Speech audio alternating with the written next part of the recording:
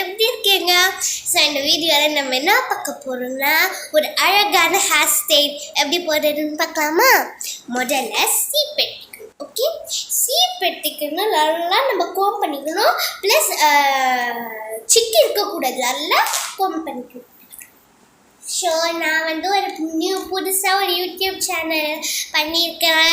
எல்லாரும் அதுக்கு சப்போர்ட் பண்ணோம். ஓகே, நெக்ஸ்ட்டு இப்போ நம்ம இது மாதிரி இங்கேன்ட்டு இப்படி செய்யக்கும் பிடிக்கணும்.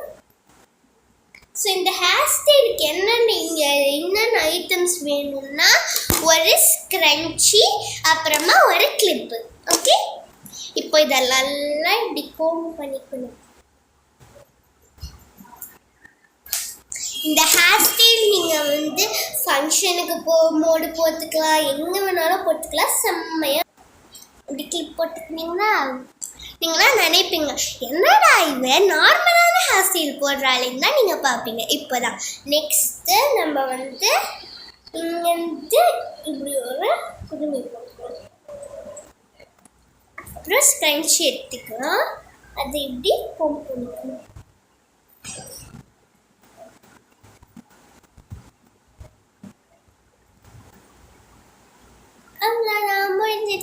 இது first hair style. Second hair style பார்க்கலாமா?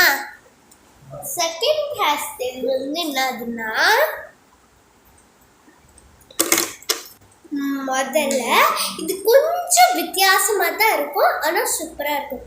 இப்படி நல்லா கோம் பண்ணிக்கணும், வடிவெடுத்துக்கணும்.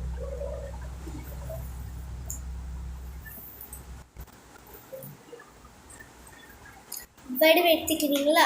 நெக்ஸ்ட்டு நான் பண்ணோம், இங்கேருந்து கொஞ்சம் பார்ட்டிஷன் எடுத்துன்னு இங்கேருந்து கொஞ்சம் பார்ட்டிஷன் எடுத்து இங்கே ஜாயின் பண்ணி இது இங்கே இப்படி இருக்கா, இப்படி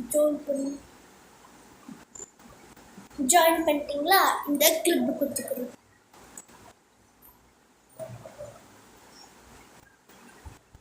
இந்த கிளிப்பு குட்டிக்குன்னா இந்த வடிவத்தையும், அப்புறமா இங்கே ஒரு குடுமி போட்டால் இது ஒரு டிஃப்ரெண்ட்டான ஹேர் ஸ்டைல், ஆனால் சூப்பராக இருக்கும், குர்த்திக்கலாம். அப்புறமா இங்கே நீங்கள் இப்படி ஃப்ரீயாக கூட ஒருத்தா க்யூட்டாக இருக்கும். ரப்பர் பேண்ட் போட்டால் கூட அழகாக இருக்கும்.